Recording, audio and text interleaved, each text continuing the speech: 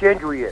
तो जब तक आप विकेट टू विकेट बॉल नहीं करोगे आपको रिजल्ट नहीं मिलेगा। और इन तीनों ने मैं समझाऊं कि ये ऐसी up to the standard, up to their standard, जो आपने बड़ा अच्छा सवाल लफ्ज किया, वो उस मयार पे नहीं उतरेंगे। इनको भी मैं समझता हूँ कि इनका पता नहीं कौन है बॉलिंग कोच, उसको भी चाहिए कि इनको समझाए या इनको रीमोटिवेट करे। पीजे मीर साहब, बॉलिंग कोच कुछ भी हो, आकिब जावेद जैसा खिलाड़ी जब ड्रेसिंग रूम के अंदर मौजूद है तो कुछ किसी को कुछ बताने की ज़रूरत नहीं है। वो अपनी जो तजर्बा है वो खिलाड़ियों के अंदर क्यों नहीं डाल रहे? और जब कोई अगर ख़राब बॉलिंग कर रहा होता है तो एक खिलाड़ी को आप पानी के बहाने भेजें, मैसेज दें और वापस बुला लें। ये सब चीज़ें क्यों नहीं होती हुई नज़र आ रही पाकिस्तानी टीम में? और ये सब जैसा कहा जा रहा है कि स्क्रिप्टेड चीज़ें चल रही हैं, किस बैटिंग के ऊपर किसको आना है, कौन बॉलिंग करेगा, और फील्डिंग के हिसाब से बॉलिंग नहीं हो रही है, सारी चीज़ें स्क्रिप्टेड चल रही हैं। इससे कब निकलेंगी पाकिस्तानी टीम और खुलकर जब परफॉर्म करेगी? ये चीज़ें कौन करने से रोक रहा है पाकिस्तान की टीम को? जब तक आप क्रिकेट नेचुरल तरीके से नहीं खेलोगे यही रिजल्ट होगा। ये अब क्रिकेट इन्होंने बना दी है टोटली क्लिनिकल क्रिकेट बिल्कुल आगे नहीं चलती है। और क्लिनिकल क्रिकेट के अंदर ये होता है कि आप एक प्लान से जा रहे हो, वो प्लान नहीं काम कर रहा, आप वहीं मारे गए। और भाई आप लड़कों को टाइमिंग को देखो, आप देखो विकेट्स किस तरह खेल रही है, आपका बैट्समैन किस तरह अडेप्ट कर रहा है, क्या कर रहा है क्या नहीं कर रहा है। अगर कोई स्लो खेल रहा है कोई तेज खेल लो, आप देख लो खुशदिल किस तरह आया बाद में, उसने किस तरह अपनी परफॉर्मेंस दे दी। ये छोटी छोटी चीजें होती हैं जो कप्तान अपनी इनिशिएटिव से करता है, इसीलिए उसको कप्तान कहते हैं। अब इसको कहो कि कप्तान, वो कहता है जी पूरी टीम कप्तान है। और भाई अगर पूरी टीम कप्तान है तो फिर तुम्हारा क्या काम है, ये तुम मुझे बताओ, तुम्हारी अथॉरिटी किधर है, हु आर यू? सो इसके अंदर captain must have the confidence of all the players और players vice versa confidence in the captain, तब आप आगे चलते हैं। हमें तो कल पता नहीं है कि परसों कप्तान कौन होगा, कल लड़का अंदर होगा या बाहर होगा। तो जब आप एक अनसर्टेनिटी में खेलते हो तो हमेशा इसी तरह के आपके पास हैज़र्ड रिजल्ट आते हैं। और हमें कहा जाता है, और वेस्ट इंडीज को भी, कि हम बड़े अनप्रेडिक्टेबल हैं। हम वो कहते हैं ना, जीतते जीतते हम हार जाते हैं और हारते हारते हम जीत जाते हैं। हमारी इतनी अनप्रेडिक्टेबिलिटी होती है। तो लेकिन हमें इस पे नहीं चलना है, हमने चलना है कंसिस्टेंसी पे। हमारे अंदर कंसिस्टेंसी नहीं है और वो एक ही तरीके से आती है, प्लेयर कॉन्फिडेंस जब तक लड़के में नहीं होगा, जो मर्जी आप कर लो, आप आगे नहीं चल सकते हो। तो इस लिहाज से यस, आपने सही कहा, आकिब अब आया है। आकिब अब देखो ना, आकिब अब 2-3 महीने के अंदर वो क्या रिवोल्यूशनाइज कर देगा क्रिकेट को। उसको भी टाइम दे, सेटल इन, उसको पहले तो बताया ना ये है कौन है, हेड कोच बनाया या चीफ सिलेक्टर है, पहले बता दो ये कौन है ये। तो इसके अंदर मैं समझता हूँ कि ये जो सिलेक्शन कमेटी है, पहले इसको तो चेंज करो ना। इसको चेंज करके कोई अक्लमंद और जो एक्सपीरियंस है, जरूरी नहीं होता कि आप 100 टेस्ट खेल जाओ या 50 खेल जाओ, आपके अंदर क्रिकेट की अंडरस्टैंडिंग होती है। मैं बार बार एग्जांपल देता हूँ माइक बेली का, ordinary cricketer, county cricketer, first class cricketer, लेकिन जितना बड़ा कप्तान वो था, बिलीव मी, उसने ऐसे ऐसे लड़कों को अपने नीचे खिलाया हुआ है। बोथम ले लो, गावर ले लो, विलिस ले लो, हेंड्रिक्स ले लो, जिसको मर्जी ले लो, वो अपनी एबिलिटी से टीम को आगे लेके जाता था और लड़ाता था ऑस्ट्रेलियंस के खिलाफ इन द एशेज। तो आपको ऐसे पढ़े लिखे जो क्रिकेट को समझते हैं उन लड़कों को लगाओ। हमने तो क्या किया कि किसी ने 5 कैच पकड़ लिए, 6 आउट कर दिए, 100 कर दिया, उसको कप्तान बना दिया। ये तो हमारा क्राइटेरिया नहीं है।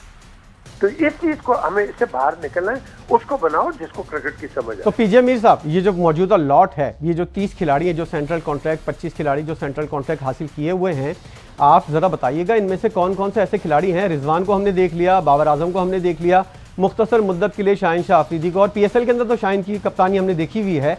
कौन ऐसा खिलाड़ी है जो इस वक्त इन तमाम तर चीज़ों के मायार के ऊपर पूरा उतरता है और हमारा वो कप्तान बन सकता है? और उसके साथ अगर वो कप्तान बन भी जाए तो इन 3 खिलाड़ियों को, रिजवान, बाबर और शाहीन को, क्या वो लगाम डालकर अपने तौर पर चला सकता है? क्या ऐसा कोई कप्तान, इतना पावरफुल कप्तान हमारी नज़र में है कोई इस लॉट के अंदर?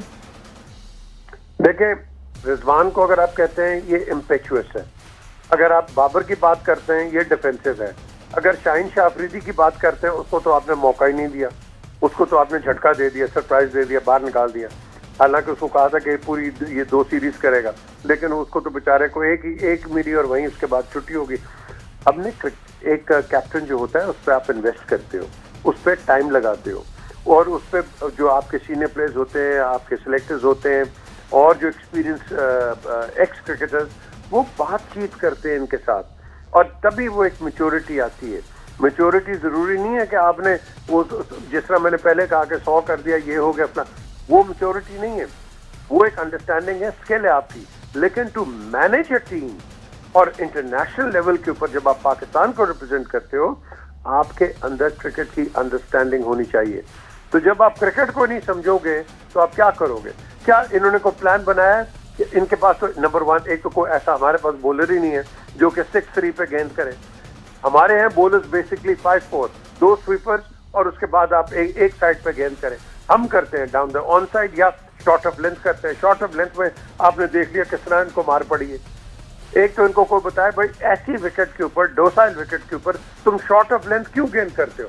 आगे करो, ब्लॉक होल में गेंद करो, ताकि बैट्समैन को मुश्किल हो हिट मारने में। आप उसको फैसिलिटेट कर रहे हो। आउटसाइड ऑफ स्टंप उसको आप इतनी विड्थ देते हो कि वो जो मर्जी करना चाहे वो कर सकता है। तो ये छोटी छोटी चीजें हैं, लेकिन बड़ी इंपॉर्टेंट चीजें हैं जिस पे आपको अपना बेसिकली अथॉरिटी दिखानी है। अच्छा पीजे मीर साहब, आखिरी 2 सवाल मैं आपसे करूंगा। कल का मैच आपने देखा, बांग्लादेश और Afghanistan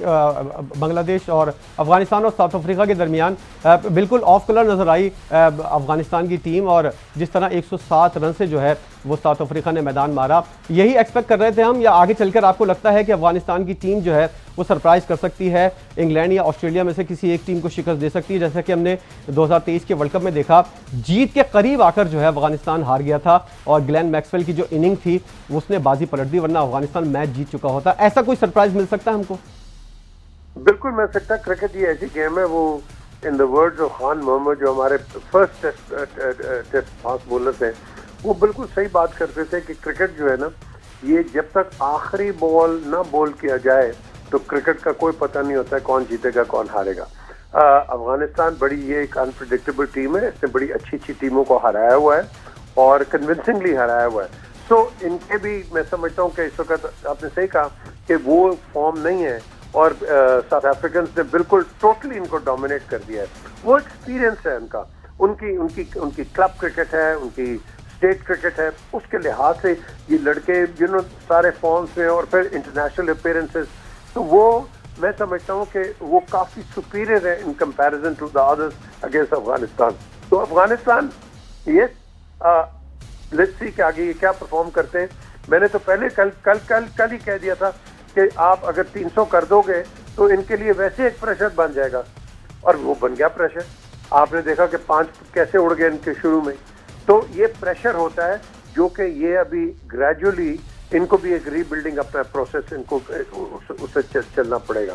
but again you got to give them credit कि फ्रॉम नोवेयर ये आए और इन्होंने एक अपनी इंटरनेशनल प्रेजेंस दिखाई है। So let's hope they do well as far as cricket is concerned। और पीजे मीर साहब, एक और आज का मैच जो है रिवायती हरीफ इंग्लैंड और ऑस्ट्रेलिया आमने सामने हैं। ऑस्ट्रेलिया ने टॉस जीतकर पहले बैटिंग करने का फैसला किया, बॉलिंग करने का फैसला किया है। कैसे देख रहे हैं आप इस फैसले को? और ऑस्ट्रेलिया की टीम जो है, जिसके अंदर खास तौर पर फास्ट बॉलर जो हैं वो मौजूद नहीं है, और दूसरे टीयर की जो फास्ट बॉलिंग है वो खेल रही है। तो आपकी नज़र में आज के मैच का फेवरेट कौन है, ऑस्ट्रेलिया या इंग्लैंड? बड़ी बेसिक एक क्रिकेट की चीज है कि अगर विकेट तेज होगी तो आपको तेज बॉलर चाहिए। अगर विकेट स्लो है तो उसके ऊपर जो फास्ट बॉलर है वो उसकी कमी वो पूरी कर देता है। तो जो बैट्समैन है वो एडवांटेज ले जाता है फास्ट बॉलर का। तो आपने कहा कि फास्ट बॉलर नहीं है, तो ये एडवांटेज ऑस्ट्रेलिया को जाएगा। यहाँ आपको मीडियम पेसर्स या स्टॉक बॉलर्स चाहिए होते हैं जो कि उतनी पेस से करते हैं कि जितनी पेस ये विकेट उठाएगी। मेरी नज़र के अंदर इंग्लैंड जो है, I think it will do well. England एक अच्छी वेल निटेड साइड है, एंड लेट्स सी ये इसका क्या रिजल्ट निकलेगा। But this will be a good game of cricket to watch, very good game. और कल के मैच की आप कोई प्रेडिक्शन करना चाहेंगे, इंडिया और पाकिस्तान के मैच की? हाँ जी, डिपेंड करता है अल्लाह पे, अल्लाह बिजी है कि नहीं। अगर अल्लाह बिजी नहीं हुए तो इंशाल्लाह हम ही जीतेंगे। बहुत शुक्रिया पीजे मीर साहब हमारे साथ मौजूद थे। साबिक first class cricketer, Pakistan cricket board के अंदर आप काम कर चुके हैं, पाकिस्तानी कौमी टीम के साथ रह चुके हैं। मुख्तलिफ नौइयत की क्रिकेट जो है वो आपने खेली भी है, देखी भी है। और अपने तज़किये से हमारे नाज़रीन को आगाह कर रहे थे और बता रहे थे कि क्या सूरत हाल बन सकती है।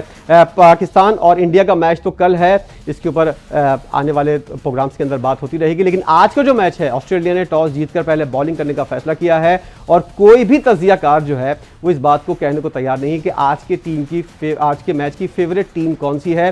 कांटेदार मुकाबला हर कोई कह रहा है कि हो सकता है। अब देखते हैं कि कौन सी टीम जो है ये मैच जीतने में कामयाब होगी। पहली इनिंग का जब इख्तिताम होगा तब हम दोबारा आएंगे और आपको अपडेट करेंगे। जब तक के लिए इजाजत दीजिए, अल्लाह हाफिज़।